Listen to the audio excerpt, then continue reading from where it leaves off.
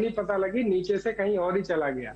तो ये बड़ी गंभीर समस्या है। इसका एक आपको एक प्रयोग जो सामान्यतः 10 दिन का है वो करना पड़ेगा। इसमें ये है कि पहले दिन आप ये चिन्हित करें कि किस-किस जगह पे चूहों के बिल हैं। उनको आप गीली मिट्टी से बंद कर लें और वहाँ देख लें कि कौन-कौन से बिल खुले। इसका मतलब जहाँ बिल खुले वहाँ पे चूहा है। तो ऐसी जगह पे आप जो हमारी जिंक फॉस्फेट आती है, इससे विषैला भोजन बनाएं और वहाँ पे चावल के साथ मिक्स कर सकते हैं या जौ के साथ मिक्स कर सकते हैं या फिर आप बाजरे के साथ मिक्स कर सकते हैं। तो थोड़ा सरसों का तेल मिला के उसमें जिंक फॉस्फेट मिलाएं और उन जगहों पे रखें। तो धीरे-धीरे करके वो जैसे उस विषैले चारे को खाएंगे तो उससे वो धीरे-धीरे खत्म होने लगेंगे। तो ये प्रक्रिया आपको अच्छा ये सामूहिक प्रोग्राम है, कम्युनिटी अप्रोच हो तो ज्यादा अच्छा है। आप करें, आपके पड़ोस का किसान नहीं कर रहा है तो ऐसे में थोड़ा मुश्किल होती है। तो आप एक अपना समूह बनाएं और समूह बना के आसपास के सारे किसान मिलकर इस काम को करेंगे, चिन्हित करेंगे पहले और उसके बाद जब इस तरह से विषैले भोजन का इसका प्रयोग करेंगे विष चारे का, तो उससे पूरी तरह से चूहे से आप नियंत्रित हो सकते हैं। बिल्कुल। तो देखिए, चूहों की समस्या बहुत ही गंभीर होती है, अक्सर किसान इससे परेशान होते हैं। तो किस तरह से अब आपको इसका प्रबंधन करना है, हमारे विशेषज्ञ ने आपको बता दिया है।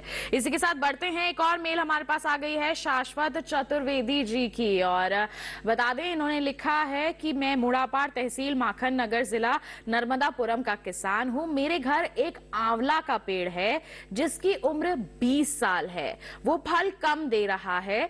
क्या आपके एक्सपर्ट मुझे ज्यादा फल की यील्ड लेने के लिए जानकारी दे सकते हैं? डॉक्टर अवस्थी, क्या कहेंगे यहाँ पर आप?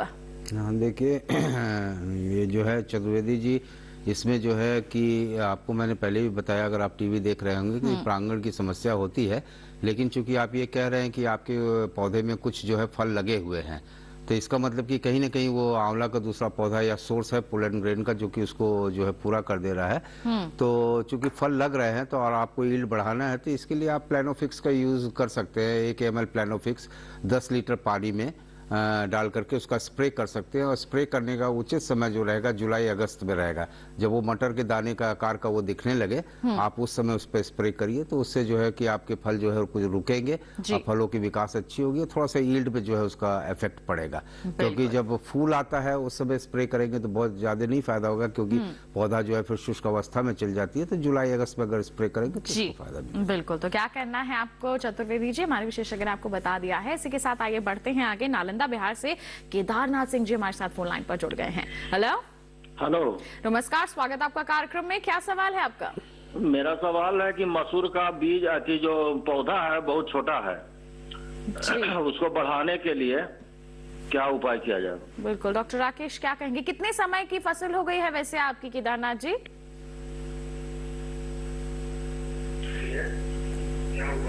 देखिए आ गया, प्रणाम जी।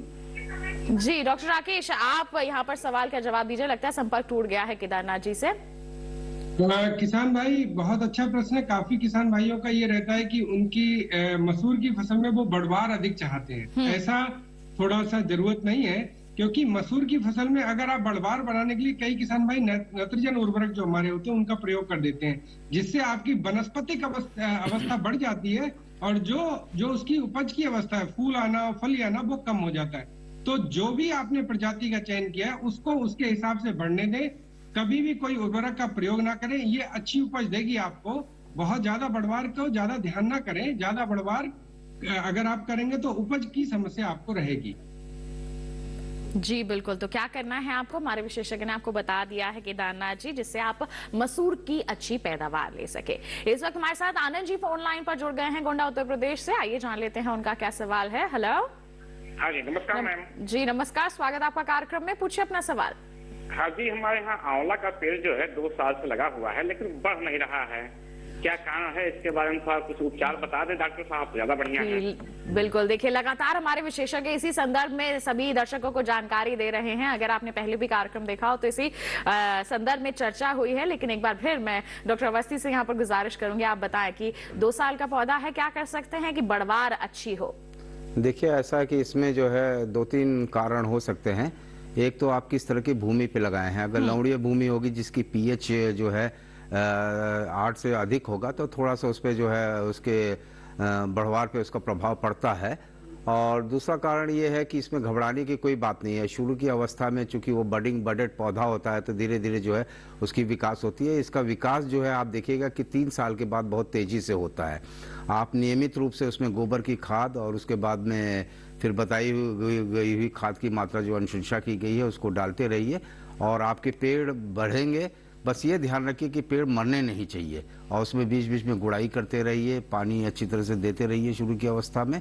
2.5 से 3 साल बाद इस जुलाई अगस्त में आप देखिएगा कि आपके पेड़ के बढ़वार अच्छे होंगे।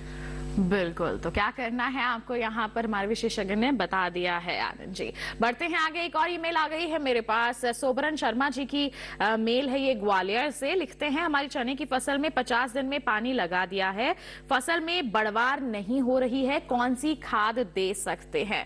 क्या कहेंगे डॉक्टर राकेश आप? देखिए, खाद दलहनी फसलों में अभी पहले भी प्रश्न ऐसा ही था, खाद से बढ़वार की ज्यादा आप ना करें, उसकी प्राकृतिक बढ़वार होने दें। और अभी चूंकि तापक्रम थोड़ा सा कम होगा, इस वजह से थोड़ी बढ़वार कम रहती है और आप समय पे सिंचाई करते रहे। और अगर आपको फिर भी कम लगती है कि बहुत ज्यादा कम है चने की फसल में विशेषकर, तो एक एनपीके का जो फोलियो फर्टिलाइजर है, वाटर सॉल्युबल फर्टिलाइजर है, इसका एक प्रयोग कर सकते हैं। 70 ग्राम प्रति 15 लीटर पानी के पंप में आप डाल के इसको छिड़काव करें। लेकिन ये तब करें जब आपको लगे कि तापक्रम बढ़ने लगा और फिर भी बढ़वार नहीं हो रही है, इस अवस्था में ही करें। सामान्यतः दलहनी फसलें अपनी बढ़वार अपने हिसाब से कर लेती हैं, उसकी ज्यादा चिंता करने की जरूरत नहीं है। लेकिन फिर भी अगर आपको लगता है नहीं हो रही, तो उस अवस्था में ये वाटर सॉल्युबल फर्टिलाइजर का प्रयोग करें। बिल्कुल, तो क्या करना है आपको हमारे विशेषज्ञ ने बता दिया है। बढ़ते हैं आगे। एक और मेल हमारे पास आ गई है यहाँ पर, चने के संदर्भ में ही है। लिखते हैं कि मैं होशंगाबाद से हूँ। अनिकेत दुबे जी का ये इंस्टाग्राम पर हमें सवाल आया है कि चने में पानी देने से रंग बदल रहा है, क्या करे? चना 15 दिन का है और सूख भी रहा है, क्या कहेंगे आप? बहुत अच्छा प्रश्न है ये। और चने की फसल में कुछ जीरे की फसल में, कई और इस जो हमारी रबी की फसलें उनमें जहां पे सिंचाई की है, तापक्रम की वजह से उनमें फिजियोलॉजिकल चेंजेस हो रहे हैं, जिससे उनका थोड़ा सा रंग बदलता है। जैसे तापक्रम सामान्य होगा उसके बाद वो अपनी तरह से ठीक हो जाएगा रंग। जहां तक रही पौधे सूख रहे हैं, वो आपका उकटा रोग है, जिसे हम विल्ट रोग कहते हैं। ये उकटा रोग की रोकथाम के लिए जो भी प्रजाति का आपने चयन किया है, वो प्रजाति अगली बार थोड़ा आपके नजदीक के कृषि विज्ञान केंद्र में संपर्क करें, वहां के से जानकारी लेके एक अच्छी रोग रोधी प्रजाति का चयन करें। एक बात। दूसरी बात, जिस भूमि में आपने चने की फसल लगाई है, उस भूमि में फ्यूजेरियम जो हमारी फंगस है, फफूंद है, उसकी काफी कॉलोनीज होंगी, तो उसको नियंत्रित करने के लिए ट्राइकोडर्मा विरिडी जो हमारा मित्र फफूंदी आती है, इससे 2.5 किलोग्राम इसको 150 किलोग्राम गोबर की अच्छी सड़ी खाद में मिलाएं, उसमें उसको मल्टीप्लाई करें 10 से 15 दिन। उसके बाद आखिरी जुताई के समय खेत में फैला के मिला दें। उसके बाद फिर आप चने की फसल लगाएंगे तो ये जो सूखने वाली समस्या है ये नहीं आएगी, जो बिल्ट की वजह से आ रही है। तो ये 2 काम करें। और अभी फिलहाल आप आवश्यकता से अधिक पानी ना दें, उसको आप नियंत्रित रखें, और ये जैसे ही तापक्रम बढ़ेगा आपकी समस्या ठीक हो जाएगी। बिल्कुल, तो देखिए अनिकेत दुबे जी, आपकी जो समस्या है उसका समाधान हमारे विशेषज्ञ ने आपको बता दिया है। तो इसी के साथ हम उम्मीद करते हैं कि हमारे विशेषज्ञ जो भी जानकारियां आप तक पहुंचा रहे हैं उनसे आप अवश्य ही संतुष्ट होंगे और उनका पालन करते हुए अपनी खेती किसानी को और भी ज्यादा उन्नत जरूर बनाएंगे। और ऐसी ही जानकारियां हम आगे भी आप तक पहुंचाएंगे। लेकिन फिलहाल रुक रहे हैं एक और छोटे से ब्रेक के लिए। कहीं मत जाइए, देखते रहिए हमारा लाइव फोन कार्यक्रम हेलो किसान और बने रहिए दूरदर्शन किसान पर।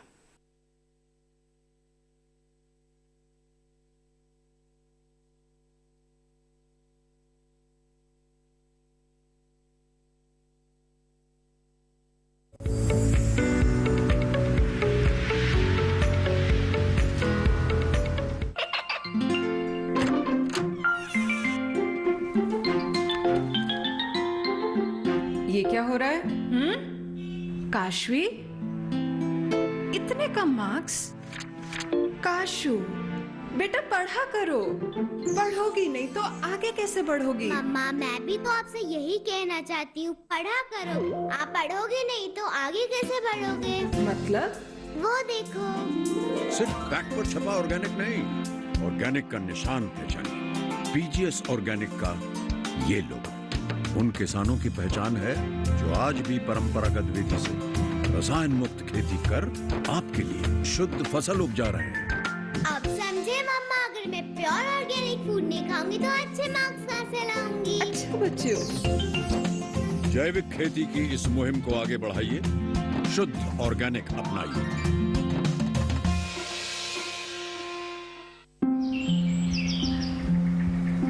अरे अरे अरे क्या कर रहा है? इधर इधर इधर, हम बोल रहे हैं तेरे बीजू का। पुतला बोल रहा है? हाँ, पक्षियों से तो हम खेत को बचा लेते हैं, पर इन घातक रसायनों से कैसे बचाएं? मतलब? देख बेटा, तू जो ये अंधाधुंध रसायन मिलाता है ना, मिट्टी की सेहत बिगड़ने लगी है। और जब माटी ही कमजोर पड़ जाएगी तो उपज कैसे सेहतमंद होगी? हाँ? अरे पहले ऐसा नहीं था। पूछना अपने बड़े बुजुर्गों से, कैसे फसल लहलहाती थी, शुद्धता झलकती थी। हाँ, माटी भी तंदुरुस्त और लोग भी। पहली वाली बात कहाँ? पर अब तो सब यही डाले हैं। सब नहीं, आज भी लाखों जागरूक किसान परंपरागत विधि से फसल उगा रहे हैं। खर्चा कम और उपज की कीमत भी बेहतर पा रहे हैं। ठीक है भाई, मैं भी आज से जैविक खेती शुरू करूंगा। माटी से प्रेम की परंपरा है परंपरागत खेती।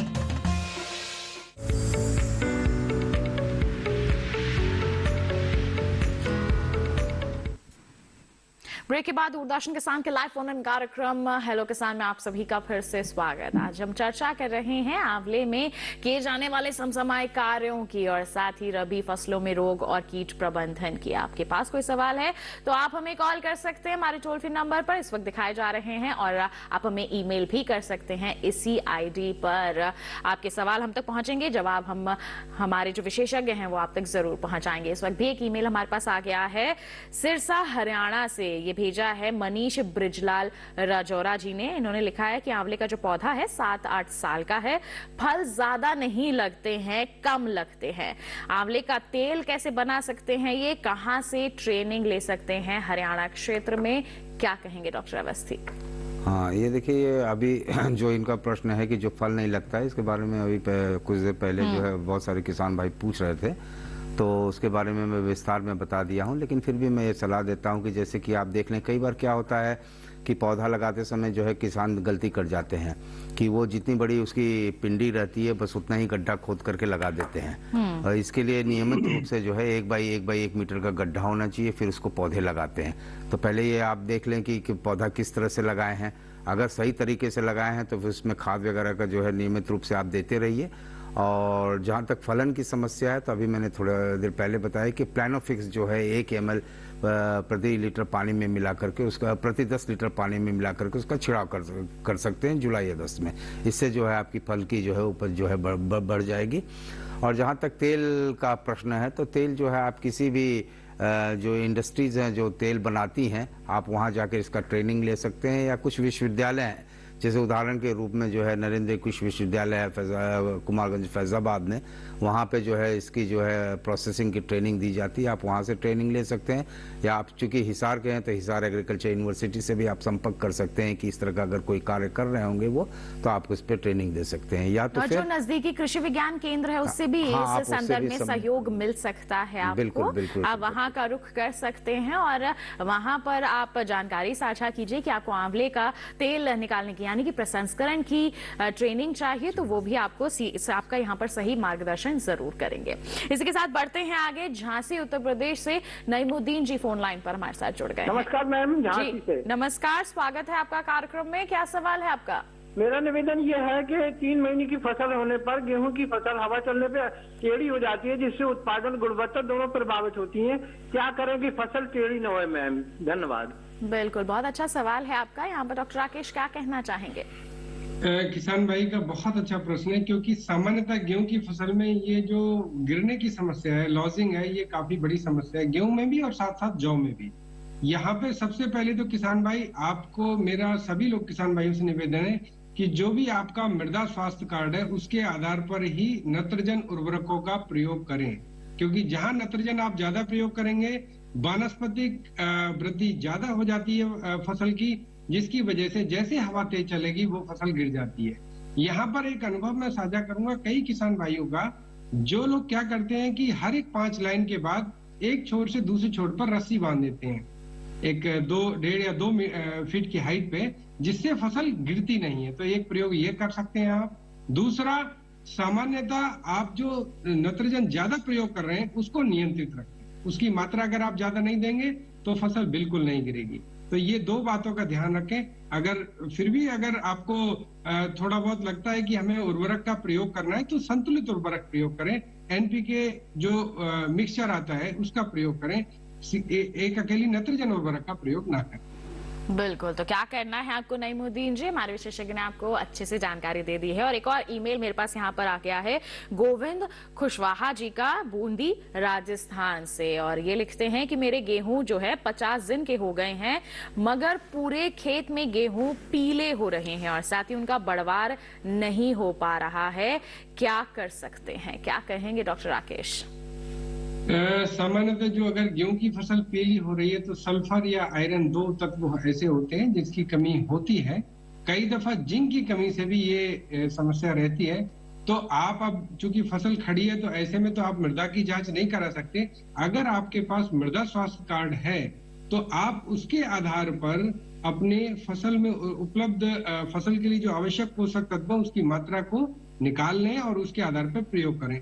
फिर भी अगर आपके पास मृदा स्वास्थ्य कार्ड नहीं है तो ऐसे में आप जो एक कॉम्बिनेशन आता है, जो मिश्रित उर्वरक जो हमारे सूक्ष्म पोषक तत्व आते हैं, जिसमें आयरन भी हो, लौह तत्व भी हो, सल्फर तत्व भी हो और जिंक तत्व भी हो, तीनों तत्व हो, ऐसा कोई भी सूक्ष्म पोषक तत्व का मिश्रण अपने खेत में प्रयोग करें, जिससे इस समस्या से आप निदान पा सकते हैं। बिल्कुल, तो गोविंद जी आपकी समस्या का समाधान जो है हमारे विशेषज्ञ ने आपको बता दिया है। इसी के साथ बढ़ते हैं आगे, डॉक्टर अवस्थी का भी यहाँ पर रुख करते हैं। डॉक्टर अवस्थी, लगातार हम यहाँ पर रबी फसलों में रोग और कीट प्रबंधन की बात कर रहे हैं। आंवला की अगर हम बात करें तो इस संदर्भ में क्या कहना चाहेंगे आप? देखिए, आंवला में 2-3 समस्या है। ऐसे आंवला तो बहुत कठोर वृक्ष है, उसमें समस्या अधिक नहीं, लेकिन 2-3 कीट है जो इसका प्रकोप करते हैं। एक तो ये छाल जो है कीड़े जो छाल को पूरा खा जाता है। एक बोरर का होता है, ट्रंक बोरर की समस्या होती है और रस्ट की समस्या होती है। तो ये 2-3 समस्या हैं। तो इसके लिए जैसे कि ट्रंक बोरर है जो वो छेदक होते हैं, तने में छेद कर देते हैं, तो उसके लिए आप देख लें कि छेद कहाँ पे हुआ है। उसमें ट्रंक बोरर में उसमें जो भी है उसको पेट्रोल या केरोसिन डाल करके किसी की ये तीली से, जैसे साइकिल की तीली जो है उससे उसको मिला दें उसमें केरोसिन को और उसको जो है फिर मिट्टी से बंद कर देते। ये तो ट्रंक बोरर के लिए हो गया। बाकी अगर आपको रस्ट की समस्या है, जैसे उस पर पत्ती काले पड़ जाते हैं या पल पे काले धब्बे आ जाते हैं, तो उसके लिए किसी भी गंधक का स्प्रे कर सकते हैं। जैसे 0.04% कोई भी गंधक हो उसका स्प्रे कर सकते हैं या कैरेथेन का स्प्रे कर सकते हैं। इससे जो है आपका वो रस्ट कंट्रोल हो जाएगा। और फल पे काले जो धब्बे पड़ते हैं उसे बोरेक्स का भी स्प्रे करते हैं, जैसे 0.06% बोरेक्स, यानी कि 6 ml 100 मिलीलीटर पानी में डाल करके उसका स्प्रे करते हैं। तो इससे जो आप इसको नियंत्रित कर सकते हैं। और एक दूसरी सबसे बड़ी समस्या आती है जो किसान भाई देखते होंगे, ये तना में जो है वो फूल जाता है, आगे की तरफ फूल जाता है, उसमें कीट प्रवेश कर जाते हैं। तो उसका कोई स्प्रे से वो नहीं रुकता है। उसको सिंपल सा ये तरीका उसका ये है कि उसको काट करके निकाल करके आप उसको जला दीजिए। तना बेधक कहते हैं उसको, तो उसको काट करके निकाल करके जला देना चाहिए। बस ये 3-4 समस्या है आंवला। बिल्कुल, तो आंवले के पेड़ में या फिर पौधे में कहें हम, ये कुछ समस्याएं आती हैं जिनका क्या समाधान है हमारे विशेषज्ञ ने आपको बता दिया है। बढ़ते हैं आगे, छत्तीसगढ़ से ओम प्रकाश जी फोन लाइन पर जुड़ गए हैं, उनका सवाल जान लेते हैं। हेलो हेलो ओम प्रकाश जी, आवाज मिल रही है आपको? हेलो हेलो, लगता है इन तक हमारी आवाज नहीं पहुंच पा रही है और इनकी भी हम आवाज नहीं सुन पा रहे हैं। कोई बात नहीं, आप दोबारा कोशिश कीजिए। जैसे ही कॉल कनेक्ट होगा हम आपके सवाल को सुनेंगे और जवाब आप तक जरूर पहुंचाएंगे। तो देखिए, यही दिक्कत होती है जब नेटवर्क एरिया में आकर कॉल नहीं करते। तो ध्यान रखिए, नेटवर्क एरिया में आकर कॉल कीजिए और अपने सवाल हम तक जरूर पहुंचाइए। और इसी के साथ एक ईमेल मेरे पास आ गया है, आंवले के बारे में है ये। आंवले में अफलन की समस्या है, कृपया समाधान बताएं। ललिता व्यास, लखनऊ से। क्या कहेंगे आप? हाँ ललिता जी, अगर आप टीवी देख रही होंगी तो मैं इस पे जो है कई बार ये प्रश्न आया है, 3-4 बार की जो है अफलन की समस्या है। अक्सर तो यही समस्या आती है हमारे किसान भाइयों बहनों किसान भाई को। सही है। तो उसमें जो है कि आप पहले ये देखिए कि आप जो है किस्म कौन सा लगाई हैं। अगर पौधे छोटे हैं अभी, तो आप अभी भी कोशिश कर सकती हैं उसमें दूसरे किस्म लगा लीजिए, जैसे कि एनालिन आंवला 7 है तो चकैया लगा लीजिए, और जो खाद और उर्वरक है उस पर ध्यान दीजिए, जैसे ऑर्गेनिक मैन्योर है उसमें डालिए, उसके बाद जो फरवरी मार्च में खाद डालिए, बताई गई खाद की मात्रा जून जुलाई में डालिए, और उसके बाद प्लानोफिक्स का एक स्प्रे का जो है आप कोशिश कर सकती हैं। तो इससे जो है कुछ हद तक हमारे ख्याल से जो है ये समस्या हल हो जाएगी आपकी।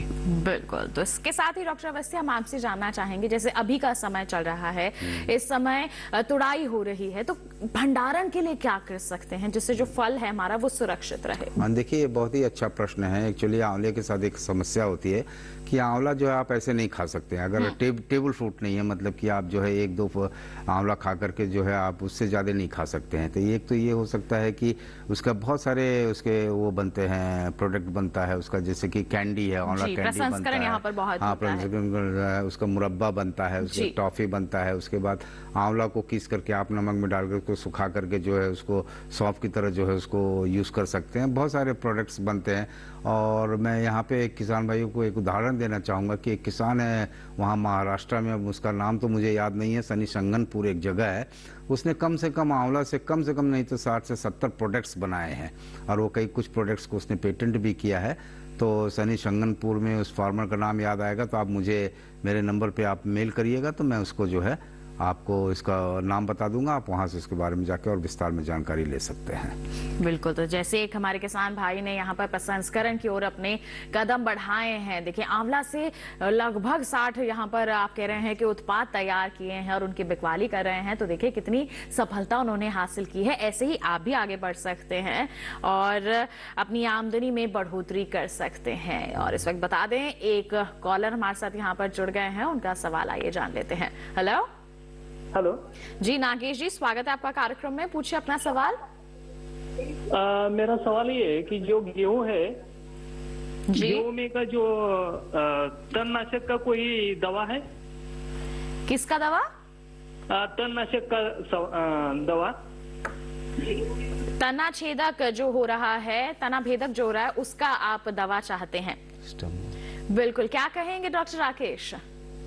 देखिए, तना भेदक सामान्यतः गेहूं की फसल में होता बहुत कम है। अगर इसका प्रकोप है तो कई दानेदार जो कीटनाशी आते हैं उनका प्रयोग कर सकते हैं, जिसमें क्लोरेंट्रानिलीप्रोल है, एक वो दानेदार आता है जिसकी आप 8 से 10 किलो मात्रा प्रति हेक्टेयर की दर से प्रयोग कर सकते हैं। इसके अलावा कार्टेप हाइड्रोक्लोराइड 4% दानेदार आता है, इसकी आप 20 किलोग्राम मात्रा प्रति हेक्टेयर की दर से काम में ले सकते हैं। और ध्यान ये रखें किसान भाई, जब भी ये दानेदार कीटनाशी का प्रयोग करें, ऊपर से हल्की सिंचाई अवश्य कर दें। हल्की सिंचाई से जैसे वो दानेदार कीटनाशी घुलेगा और उसका असर पूरी तरह से उस पौधे में हो जाएगा, उस फसल में हो जाएगा और वो कीट नियंत्रित हो जाएगा। बिल्कुल। तो आपको क्या करना है हमारे विशेषज्ञ ने बता दिया है नागेश जी। और इसी के साथ बता दें, एक ईमेल भी हमारे पास यहाँ आ गया है सिवनी जिले के ग्राम खेरी माल से। जयंत ठाकुर जी का ईमेल है। ये लिखते हैं कि मेरी मसूर और चना जो है अभी पानी गिरने के कारण उगा है, करीब 20 दिन का मसूर हो गया है, और ये जो फसल उगी है उसमें और क्या डाल सकते हैं जिससे बढ़वार अच्छी हो? ये जो इनका इलाका है वो असिंचित क्षेत्र है, क्या कर सकते हैं डॉक्टर राकेश? मसूर और चने की बात कर रहे हैं ये किसान भाइयों। ये प्रश्न भी 2-3 दफा कई किसान भाइयों का। जी। दलहनी फसलों में आप बढ़वार की चिंता ना किया करें। ये वो फसलें हैं जो असिंचित क्षेत्र के लिए ही हैं, जिन किसान भाइयों के पास सिंचाई की कमी है, सिंचाई के साधन कम है, उपलब्धता कम है पानी की, उन क्षेत्रों के लिए ही इन फसलों को हम उगाते हैं। तो इसमें बढ़वार की आप चिंता मत करें, ये समय के हिसाब से अपने आप हो जाएगी। और जहां तक रही सिंचाई की बात, तो जैसे आपको लगे कि आपको बहुत ज्यादा तस लग रहा है, जैसे आपकी फसल 30 से 35 दिन की हो जाए, उस वक्त एक हल्की सिंचाई भी कर देंगे तो वो काफी पर्याप्त है। और उसके बाद जैसे फूल आने लगे उस समय एक सिंचाई कर दें। बिल्कुल। तो ज्यादा यहाँ पर परेशान होने की जरूरत नहीं है। बढ़वार समय के साथ अपने आप होती ही जाएगी, बस सही प्रबंधन आप करते जाएं। तो इसी के साथ बता दें हम आपको कार्यक्रम में वक्त हो चला है एक और छोटे से ब्रेक का। हम जल्द ही हाजिर होंगे, आप कहीं मत जाइए, बने रहिए दूरदर्शन किसान पर, देखते रहिए कार्यक्रम हेलो किसान।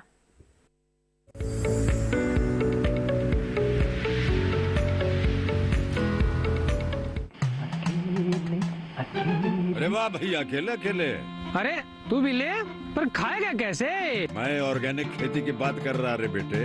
अकेले अकेले खेती कब तक करेगा? मतलब गांव में 20-25 किसानों का समूह बना के पंजीकरण करवा ले, फिर सरकारी ट्रेनिंग भी मिलेगी और मुफ्त जैविक बीज खाद भी। फिर बीजीएस ऑर्गेनिक की सरकारी मोहर के साथ तेरी उपज आकर्षक पैक में पहुंचेगी बड़े बाजार तक। अच्छा? हाँ। अरे भाई कहाँ चल दिया? सबको साथ लाने, आमदनी बढ़ाने। तो किसान भाई समझ गए ना, साथ मिलकर ऑर्गेनिक खेती कीजिए, अपनी परंपरा को आगे बढ़ाइए, ज्यादा मुनाफा कमाइए। माटी से प्रेम की परंपरा है, परंपरागत खेती।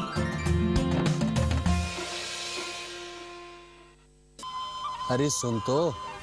मुझे क्या सुनाना चाहते हो? जो सुनाओ मेरी सौतन को। किसको? अरे वही तुम्हारा मोबाइल फोन जिससे सुबह शाम दिन रात चिपके रहते थे और कहते थे किसान कॉल सेंटर से बातें हो रही हैं। अच्छा ये बात है। हाँ क्यों, क्या हुआ? अब बात नहीं होती क्या? अब तो झट से बात हो जाती है। ऐसा क्या? हाँ, अब तो ज्यादा लाइनें और खास तकनीक के कारण खेती के माहिरों से तुरंत बात हो जाती है। और अगर कभी लाइन व्यस्त हो तो अपनी समस्या फोन पर रिकॉर्ड करा दो, वहाँ से फोन आ जाता है और समस्या की हल का मैसेज भी आ जाता है। ये देखो आ गया। अरे वाह, इसका मतलब इंतजार की घड़ी अब खत्म। हाँ। तभी मैं सोचूं कि आजकल मुझ पर इतना प्यार क्यों आ रहा है। कृषि संबंधी समस्याओं का अपनी भाषा में तुरंत हल पाने के लिए पूरे भारत में किसी भी फोन से हेल्पलाइन नंबर पर संपर्क करें। किसानों का दोस्त किसान कॉल सेंटर।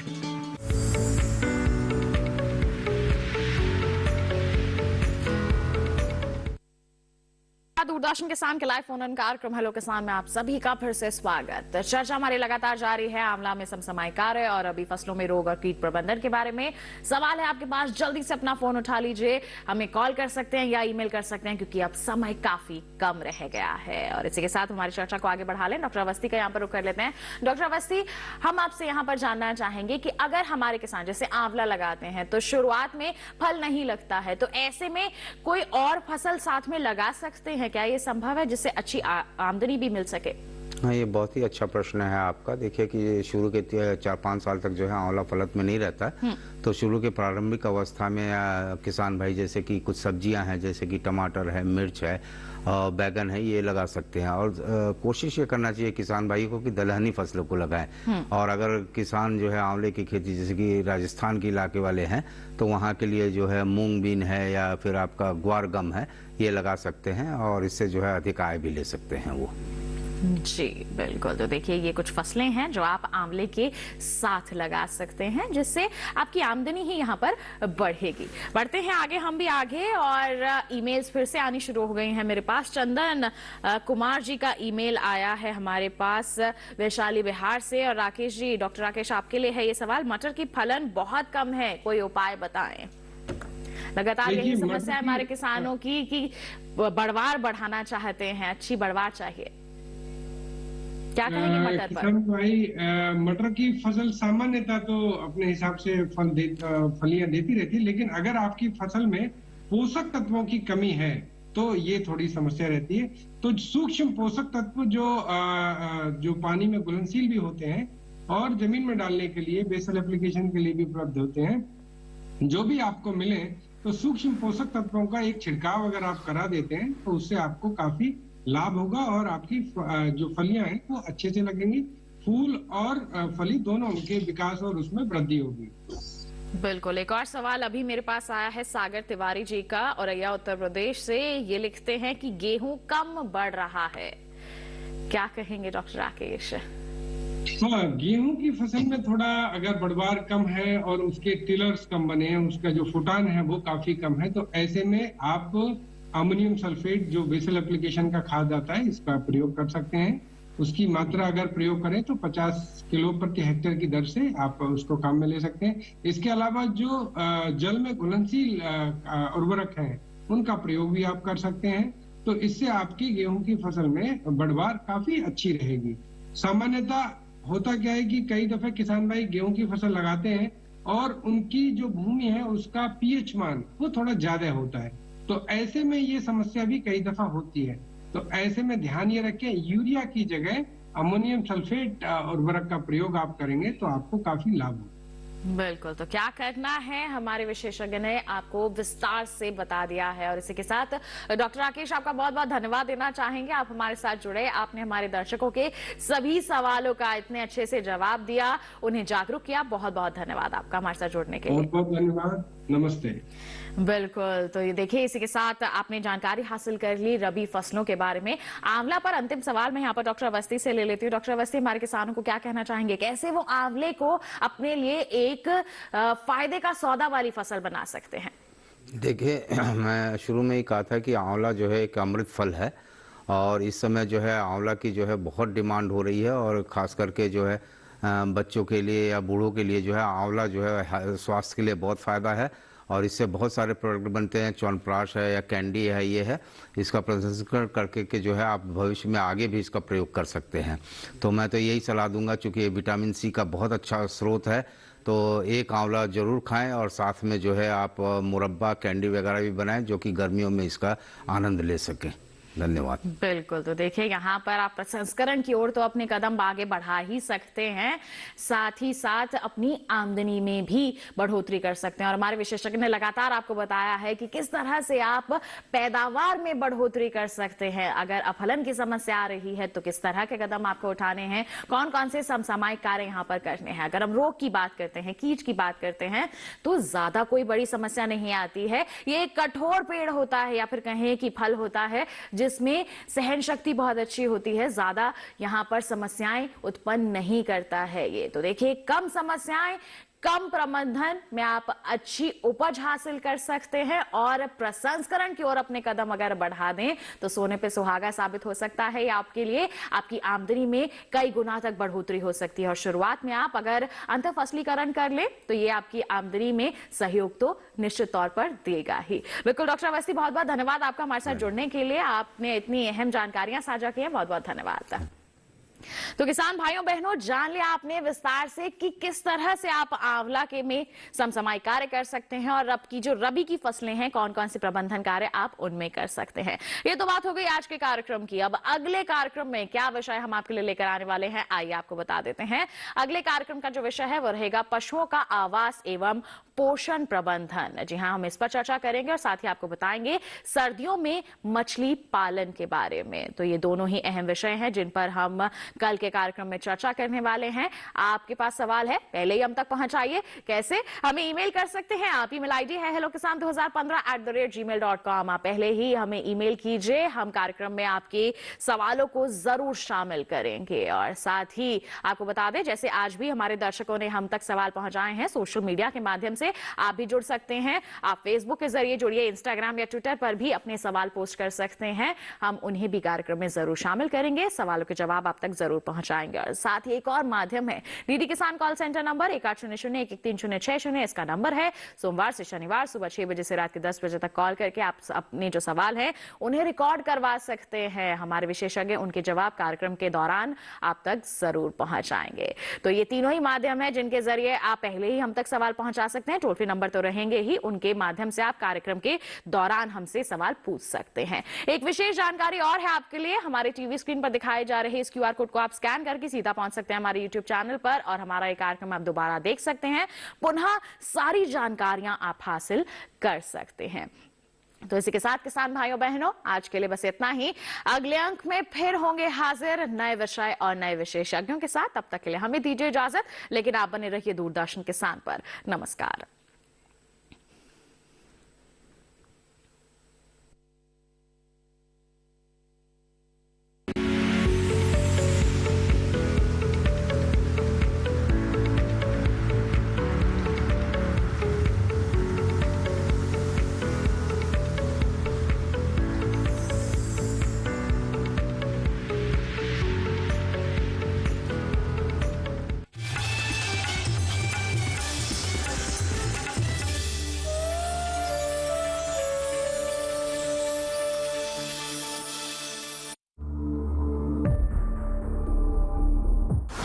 यानी एक खतरनाक बीमारी।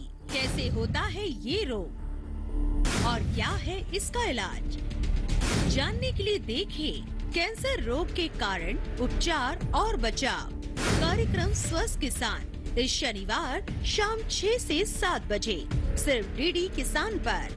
On our Republic Day, as India comes together in all its beauty, diversity and strength, to celebrate with pride, joy and reverence. Come, join us for the live telecast as the tricolour flutters in our hearts, homes and hopes on the 26th of January, only on Doordarshan. ढेर सारी superhit फिल्मों को अपने संगीत से संवारने वाले इस्माइल दरबार किसी परिचय के मोहताज नहीं। कॉन्टेस्टेंट्स का हौसला बुलंद करने वाले इस्माइल दरबार। बहुत अच्छा गाया, very good, God bless you. मैंने सारी चीजों को बहुत ध्यान से सोचा, मुझे लगता है आपके ये मार्क्स एकदम करेक्ट है। ये वो शो है जो बहुत ही अनोखा, बहुत ही अनदेखा, जिसका नाम है सुरों का एकलव्य। सुरों का एकलव्य हर शनिवार और रविवार रात 8 बजे सिर्फ डीडी नेशनल पर।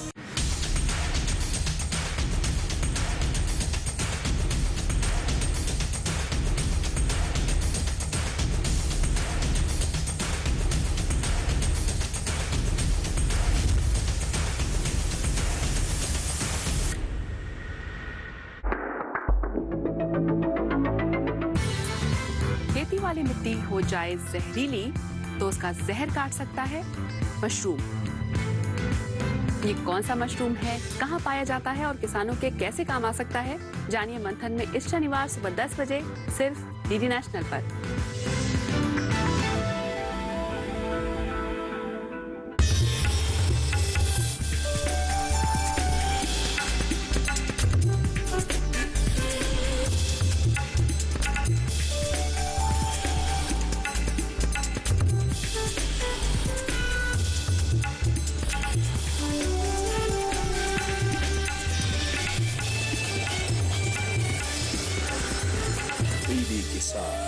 बदलते भारत की शान।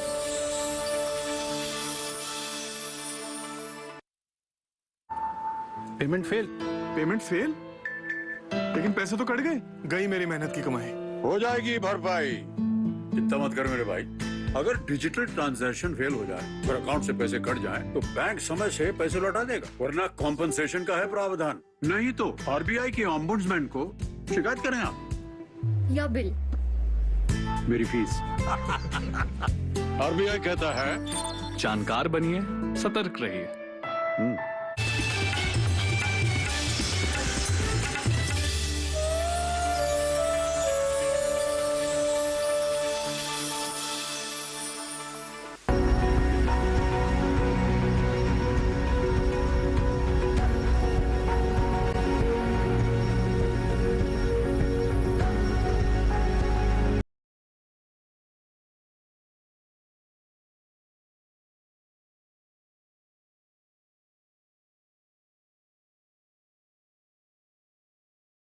का कृषि विशेष में आपके साथ मैं हूं अंजू सिंह।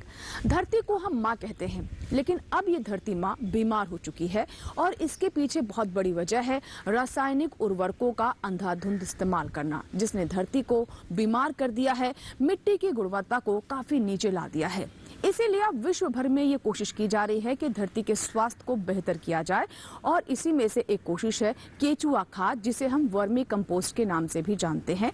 और ये केचुआ खाद केचुओं द्वारा तैयार की जाती है, जिन्हें हम किसानों का दोस्त भी कहते हैं।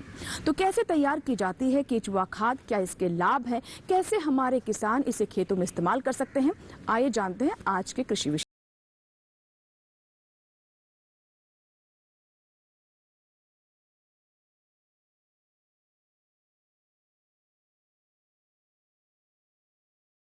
संकट से जूझ रहा था और हमें अपनी जरूरतों को पूरा करने के लिए बाहर से गेहूं मंगाना पड़ता था।